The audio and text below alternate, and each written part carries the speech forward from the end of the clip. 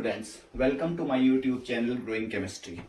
आज के लेक्चर में हम करेंगे ऑर्गेनिक केमिस्ट्री का चैप्टर नंबर 1 और साथ ही टर्म वन के सिलेबस का एक और chapter that is haloalkanes and haloarenes. तो हमारे पास haloalkanes and haloarenes, alkane alkanes के बारे में हम पढ़ चुके हैं।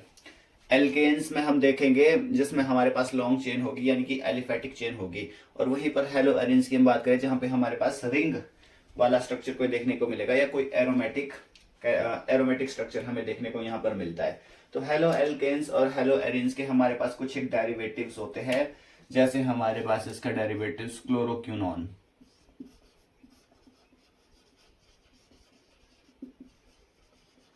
ये आपके पास यूज होता है यूज्ड इन मलेरिया। ये एक मेडिसिन होती है, मलेरिया ट्रीटमेंट में यूज होती है।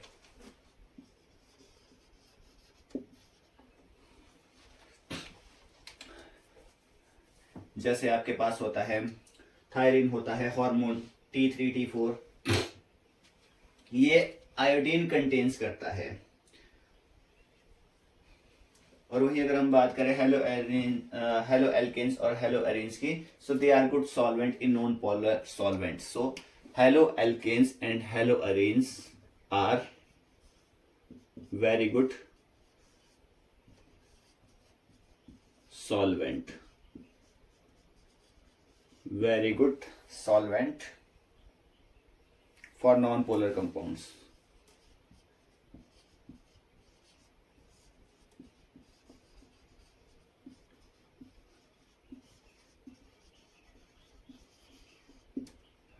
इसका एक और पॉइंट हो गया। और हम बात करते हैं इसके एनेस्थेटिक कंपाउंड भी बनते हैं, लाइक एनेस्थीसिया, क्लोरोफॉर्म, यानी कि जिससे आप जो बेहोशी के लिए यूज की जाती है जो medicine. So haloalkanes and haloarenes से आपके एनेस्थेटिक कंपाउंड्स बनते हैं। और जो हैलो एल्केन्स और हैलो अरीन्स होते हैं, ये सॉइल बैक्टीरिया के द्वारा डिकम्पोज नहीं किए जा सकते। It can not be decomposed by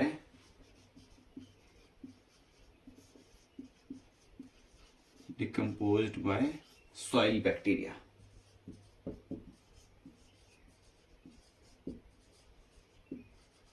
soil bacteria के द्वारा ये डिकम्पोज नहीं किए जा सकते। सबसे पहले हम इसमें बात करेंगे प्रेपरेशन की। बात करते हैं प्रेपरेशंस की। पहले हम बात करेंगे एल्केन की। फॉर एग्जाम्पल आपके पास CH4 है। CH4 से जब आप एक हाइड्रोजन को निकालोगे और उसकी जगह एक हैलोजन कंपाउंड X, यानी कि ये X हमारे पास हो सकता है fluorine, chlorine, bromine and iodine, ये हैलोजन कंपाउंड होता है। तो एक हाइड्रोजन को आप रिमूव करके उसकी जगह X हैलोजन्स को आप ऐड करते हो, तो ये हमारे पास बन जाता है हैलो एल्केन्स। सो एल्केन से हमारे पास बन गया हैलो एल्केन्स। सिमिलरली अगर हम बात करें अरीन्स की, अरीन्स हमारे पास होते हैं साइक्लिक कंपाउंड।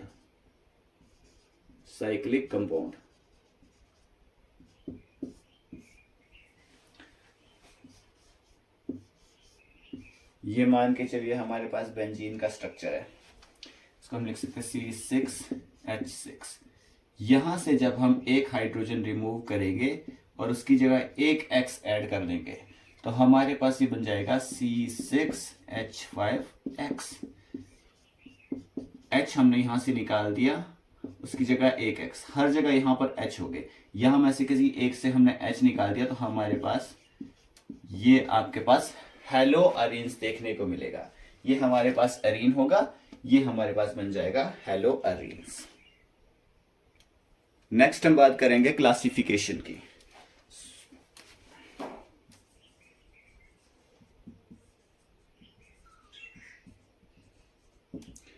पहली क्लासिफिकेशन है हमारे pass on the basis of number of halogen atom.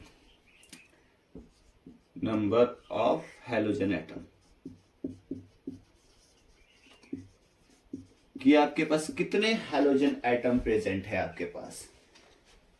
अगर आपके पास एक हैलोजन एटम प्रेजेंट है C2H5, ये आपके पास हो गया, एक एक्स है, तो इसको हम बोलेंगे monohaloalkanes, mono hello alkanes.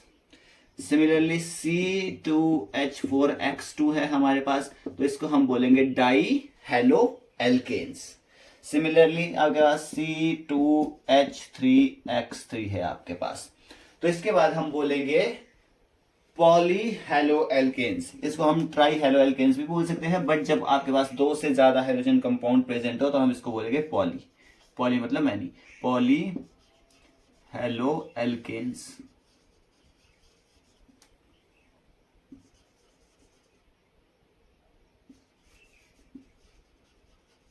Similarly आपके पास हैलोजन हैलो अरीन्स में होता है, यहाँ पे आपके पास मोनो हैलो अरीन्स हो गए अगर आपके पास एक एक्स प्रेजेंट है। वहीं पर अगर आपके पास दो एक्स प्रेजेंट होते हैं तो आप इसको बोलेंगे डाई हैलो अरीन्स। और अगर आपके पास एक से ज्यादा है, दो से ज्यादा है आपके पास, तो हम इसको बोलेंगे पॉली हैलो अरीन्स। तो ये तो हो गई हमारे पास classification on the basis of number of halogen atom. इसके बाद हम बात करेंगे on the basis of attachment of halogen with sp3 hybridised carbon atom.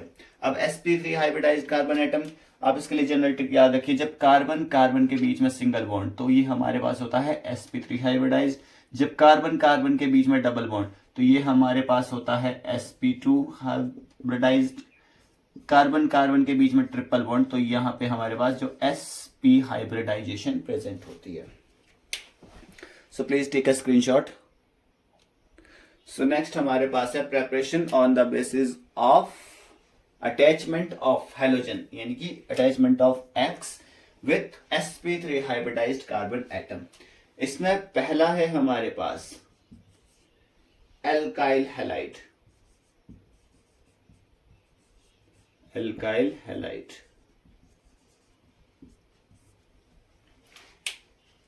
Alkyl halide का जो हमारे पास फॉर्मूला होता है, एल्काइल आपको पता है कि एल्केन से जब एक हाइड्रोजन हम बाहर निकाल देते हैं, जैसे हमारे पास है ये एल्केन से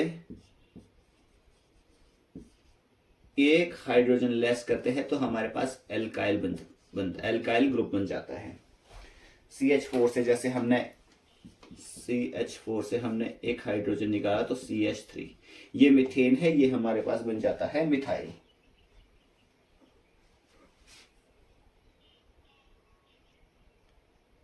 तो यहां पर हमारे पास जो एल्काइल हैलाइड्स होते हैं ये डिफरेंट टाइप्स के हो सकते हैं। फॉर एग्जांपल जैसे आपके पास है C, यहाँ पे H है, यहाँ पे H है, यहाँ पे R है। ये जो एल्काइल हैलाइड होता है which is denoted by R, मतलब यहाँ पे किसी एल्काइल की कोई अनदर चेन हो आपके पास अगर प्रेजेंट हो, तो एक आपके पास एल्काइल चेन हो, दो आपके पास कार्बन के पास हाइड्रोजन प्रेजेंट हो और उसके साथ X लगाओ, तो ये हमारे पास है sp3 कार्बन, sp3 कार्बन है। और ऐसे कंपाउंड्स को हम बोलते हैं जब आपके पास एक एल्काइल की चेन हो, दो हाइड्रोजन प्रेजेंट हो और उस पर हैलोजन यानी कि फंक्शनल ग्रुप लगा हो, तो ऐसे कार्बन को हम बोलते हैं प्राइमरी कार्बन, और इसको हम बोलेंगे primary haloalkanes, primary haloalkanes. और इसको हम लिखते हैं एन हैलो एल्केन्स।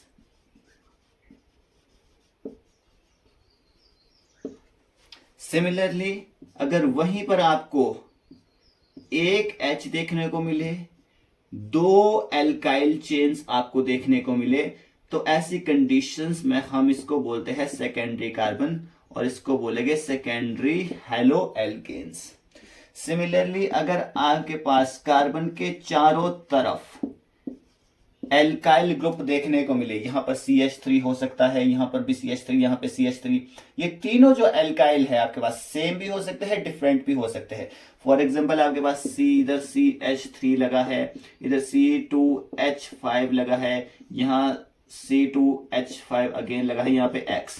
तो ऐसी कंडीशन, ये आपके पास एक एल्काइल ग्रुप है, ये भी एल्काइल ग्रुप है, ये एल्काइल ग्रुप है, ये इथाइल है, इथाइल है, ये मिथाइल है। लेकिन ये वाला जो कार्बन है ये हमारे पास sp3 कार्बन है, यहां पर साथ में X लग गया है, तो ये sp3 कार्बन है। ऐसी कंडीशन को हम बोलते हैं टर्शरी कार्बन। सो इसको हम बोलेंगे टर्शरी हैलो एल्केन्स।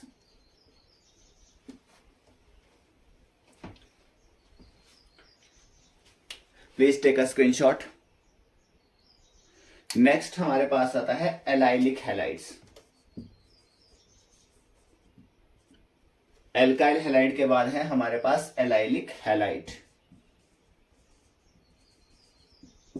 और ये एलाइलिक हैलाइड हमारे पास होता है when X is attached to sp3 carbon, when halogen यानी कि X is attached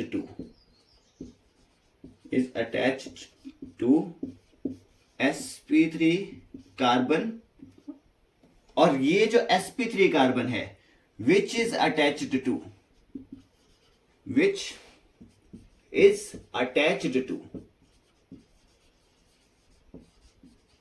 sp2 carbon atom, ये आपके पास है sp3 कार्बन, यहां पे लग गया है X, सिंगल बॉन्ड है चारों तरफ। तो ये वाला जो कार्बन है ये अटैच हो sp2 कार्बन के साथ, मतलब जिस कार्बन पे फंक्शनल ग्रुप लगा हो वो वाला कार्बन आपके पास sp3 होना चाहिए, और इसके साथ वाला कार्बन sp2 कार्बन होना चाहिए। जब कंडीशन ऐसी आती है तो ऐसी कंडीशन को हम बोलते हैं allylic halide. Similarly benzylic halide, benzylic halide में भी ऐसा ही होता है। आपके पास ये बेंजीन का स्ट्रक्चर है, और यहां पर लग गया है आपके पास C, और साथ में लग गया है आपके पास यहां पे X। तो ये वाला जो कार्बन है ये sp3 कार्बन है, क्योंकि सिंगल बॉन्ड है, यहां सिंगल बॉन्ड है, ये सिंगल बॉन्ड, ये चारों सिंगल बॉन्ड है इसके साथ। लेकिन यहां का जो कार्बन होगा इसके पास आप देखिए यहां पे डबल बॉन्ड दिख रहा है, तो ये वाला कार्बन sp2 कार्बन होता है। सो बेंजीन के केस में हम इसको एल्काइल हैलाइड ना बोल के हम इसको बेंजाइलिक हैलाइड बोलेंगे। Please take a screenshot. Next हमारे पास है classification on the basis of attachment of X with sp2 hybridized carbon atom. जब आपका हेलोजन डायरेक्ट sp2 कार्बन के साथ, अभी तक तो हम sp3 कार्बन के साथ अटैच्ड फंक्शनल ग्रुप को देख रहे थे, बट अब हमें देखना है जब sp2 कार्बन के साथ होता है। इसमें एक हमारे पास आता है विनाइलिक हैलाइड्स, दूसरा आता है aryl halides. Vinylic halide and aryl halide, aryl halide. अब यहां देखिए ये कार्बन है आपके पास, और ये आपके पास sp2 कार्बन है। जो ये हैलोजन है सीधा sp2 कार्बन एटम के साथ जुड़ा होता है। जो विनाइलिक हैलाइड है यहां पर आपके पास हम यहां पे एलिफैटिक चेन की बात करेंगे, एराइल हैलाइड में हम एरोमेटिक चेन की बात करेंगे या बेंजीन्स की बात करेंगे। So in aliphatic chain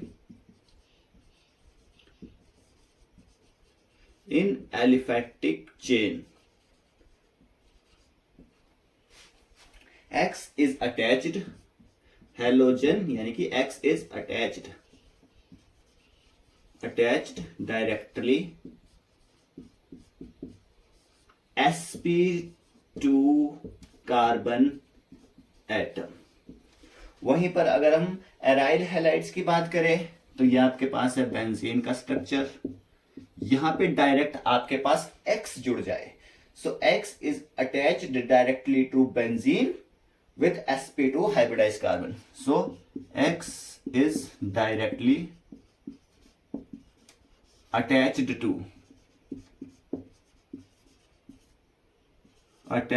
to benzene directly attached to benzene with sp2 carbon. ये आपके पास sp2 कार्बन है क्योंकि इसके पास डबल बॉन्ड है। तो ये तो हमारे पास हुई क्लासिफिकेशंस। हमारे पास दो एग्जांपल मैं आपको करने को देता हूं। एक एग्जांपल हमारे पास ये है, यहां पर X अटैच्ड है, और एक और अनदर एग्जांपल है हमारे पास, यहां पर भी X आपके पास अटैच्ड है। ये हमारे पास हुआ क्वेश्चन 1, ये आपके पास हुआ क्वेश्चन नंबर 2। आप इसके आंसर नीचे कमेंट बॉक्स में आप इसके आंसर को कमेंट कर सकते हैं। सो वीडियो अच्छा लगे तो वीडियो को कीजिए लाइक एंड शेयर, चैनल को कीजिए सब्सक्राइब। मिलते हैं अगली वीडियो में जिसमें हम पढ़ेंगे नॉमेनक्लेचर्स के बारे में, IUPAC nomenclatures and common nomenclatures. So like share and subscribe. मिलते हैं अगले लेक्चर में।